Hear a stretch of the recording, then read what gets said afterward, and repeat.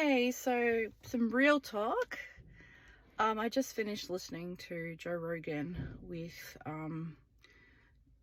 Dave Smith and Douglas Murray. Joe Rogan, you obviously knew that you couldn't match the expertise and intellect of Douglas Murray, so that's why you got Dave Smith on. Dave Smith is a comedian who thinks he's an expert in Middle Eastern geopolitics. Okay, so I'm no expert myself, right?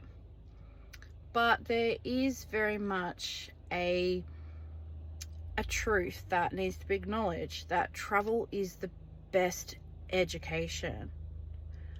Douglas Murray made the argument at the start of the show, well, not the start of the show, but halfway through.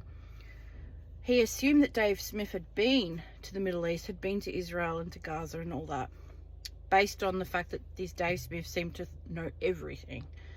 Then he finds out that he actually hasn't been over there, and he was just basically saying, like, you know, you're talking based on things that you've seen on the internet and other things. Now, that doesn't mean that everything that Israel does is correct, or that everything that the Palestinians do is not correct. However, I can tell you categorically, and this is purely anecdotal, if I had not been to Israel a couple of times and seen for myself that there are some things that are not true, like apartheid and other things, I don't think I would be pro-Israel. In fact, I think that I would still be living in an ignorant, ill-informed bubble. That is the truth, and that is purely all that Douglas Murray was saying. Now, conversely, somebody else could go to Israel, or may even be from Israel, and then come somewhere else and be like, you know, just completely anti-Israel, whatever.